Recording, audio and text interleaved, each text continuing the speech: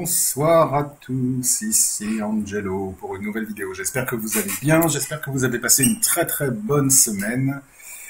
Toutes mes excuses pour commencer aux personnes qui m'ont envoyé un email là, il y a peut-être 1 ou 2 jours de cela.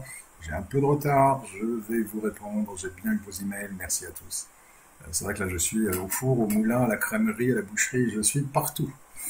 Mais pour l'instant, je suis avec vous pour parler de projection astrale, parce que je sais que c'est un sujet qui vous intéresse. Alors, petite annonce rapide, je viens de sortir ma formation en projection astrale.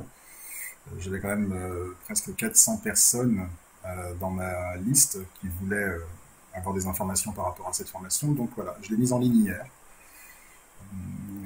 Une formation que je suis ravi, ça m'a pris vraiment beaucoup de temps, que je suis vraiment ravi de mettre à disposition, où j'indique tout, je donne tout, voilà, je donne tout ce que je peux, pour justement permettre aux gens de devenir des projecteurs astro expérimentés. Je mettrai sûrement un lien quelque part là, par là, et puis je mettrai un lien sous la vidéo, pour ceux que ça intéresse. Alors, projection astrale et réincarnation, parce que c'est un sujet assez intéressant, puisque un des avantages de la projection astrale est de pouvoir justement explorer ses vies antérieures, puisque par définition, le temps et l'espace n'existent pas dans le monde spirituel, comme vous le savez maintenant. Donc, par définition, le fait d'avoir des projections astrales est véritablement quelque chose qui vous permet, si vous en avez en tout cas l'envie, le désir, de pouvoir aller picorer un petit peu dans vos vies antérieures pour essayer de comprendre des choses. Ça peut toujours être utile. Alors, j'avais dit dans une vidéo passée que ce qui était le plus important pour moi, c'était le présent et pas les vies passées. Je maintiens cette position. Cependant, effectivement, dans certains cas, il peut être utile, pratique, d'avoir un petit coup d'œil à ces vies passées pour mieux comprendre certaines choses dans le présent.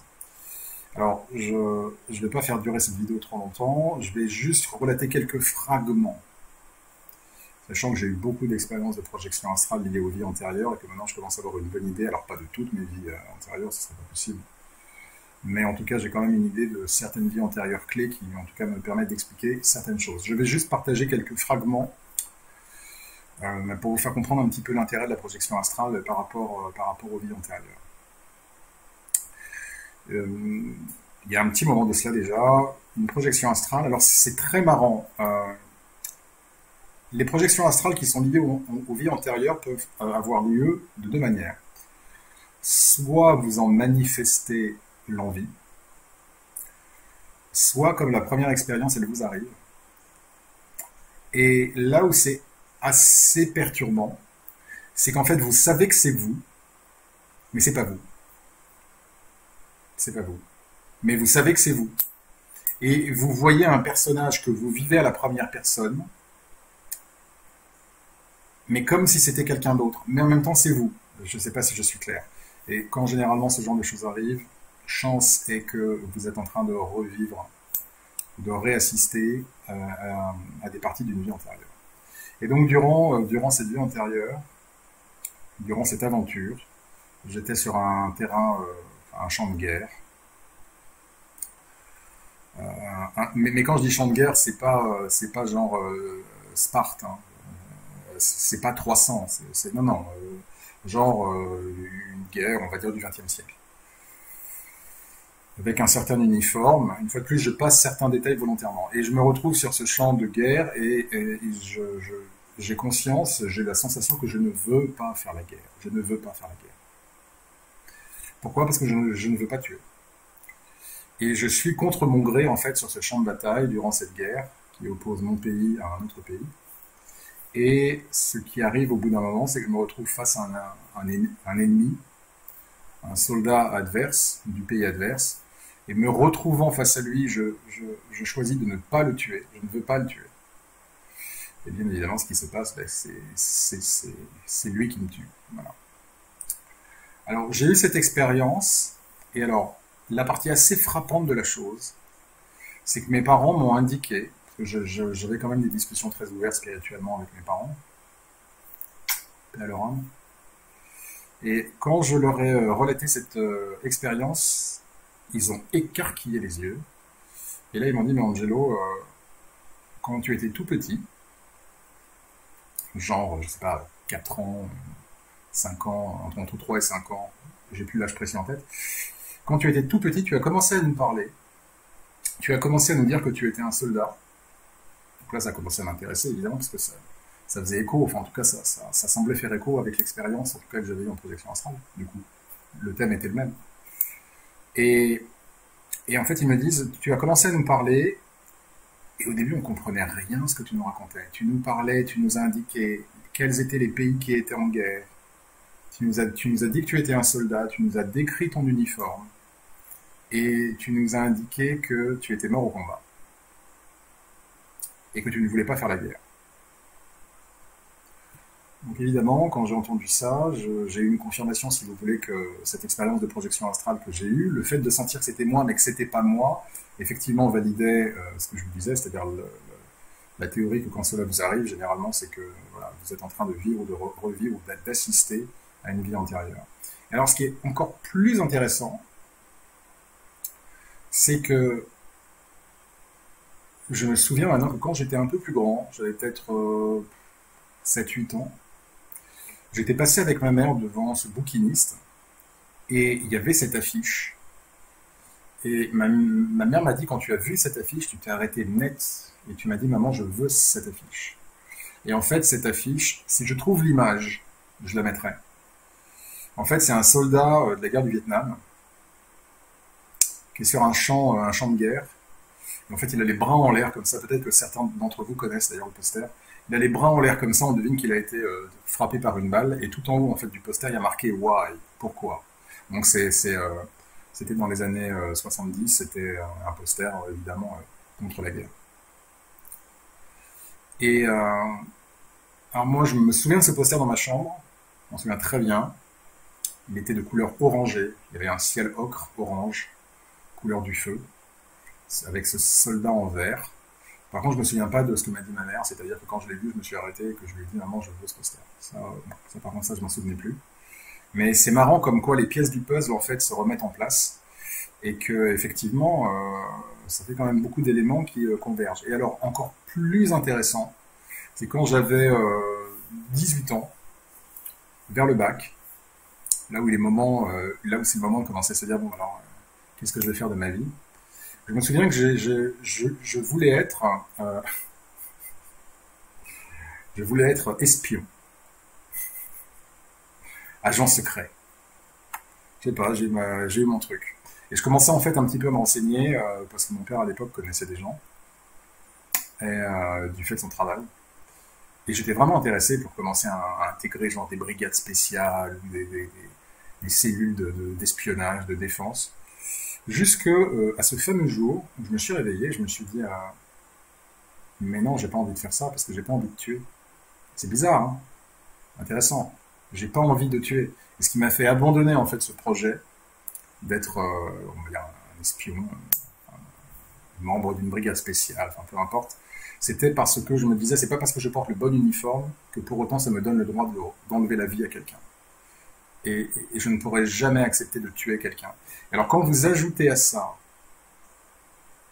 la projection astrale et ce que je disais à mes parents, comme quoi j'étais un soldat et que je ne voulais pas tuer, que parce que je ne voulais pas tuer, je m'étais fait tuer, et vous ajoutez à ça le poster, ça fait réfléchir.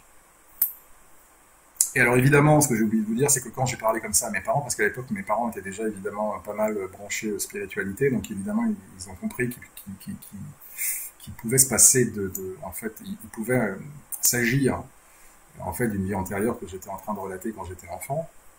Évidemment, la partie la plus bluffante de tout ça, c'est qu'ils ont commencé à faire leurs recherches et évidemment, ils ont trouvé à l'époque que je leur ai indiqué les fameux 2 pays qui étaient en guerre. Ils ont trouvé que les soldats étaient bien habillés comme je leur avais indiqué. Enfin, tout concordait. Tout concordait. Voilà. J'en resterai là pour ces choses-là. Je ne vais pas dévoiler plus. Euh, bon, je pense quand même que j'ai donné pas mal d'informations. Et donc, c'est vrai que c'était intéressant après coup d'avoir cette expérience de projection astrale où j'étais pleinement conscient. Hein. C'était pas un rêve, pleinement conscient.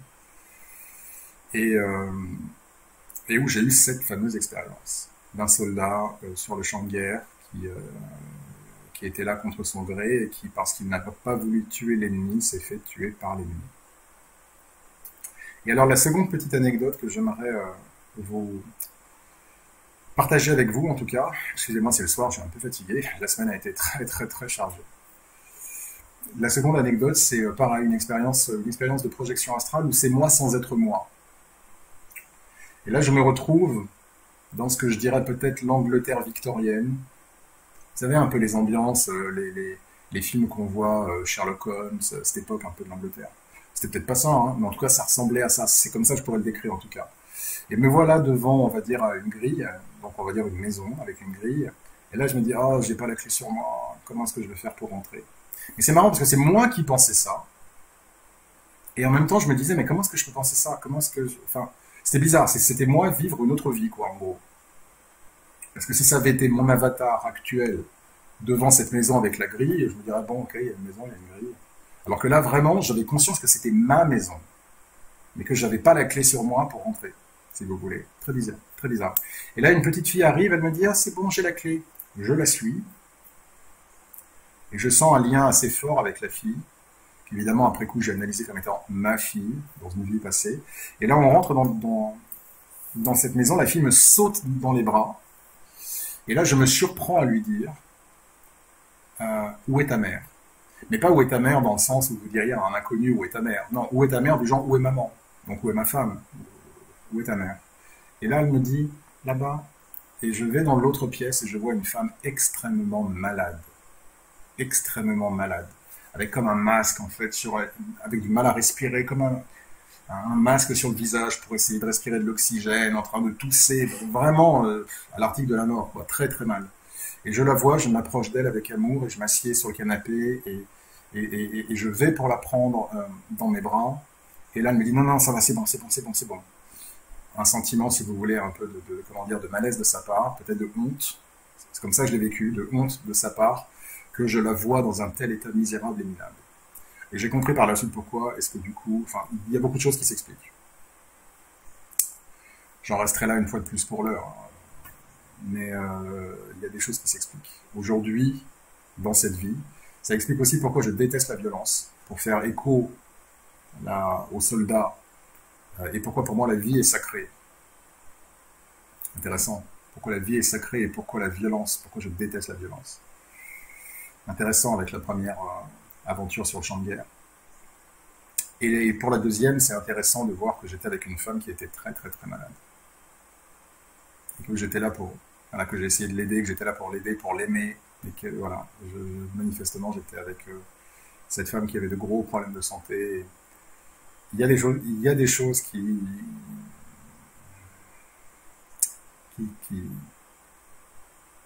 qui en tout cas pour moi aujourd'hui sont assez claires.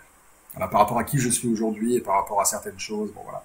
Donc voilà, j'ai voulu partager ces deux petites anecdotes, hein, qui évidemment ont duré plus longtemps à chaque fois, mais je pense que déjà ça vous donne une bonne idée de comment la projection astrale peut être utilisée pour avoir accès à ces vies antérieures.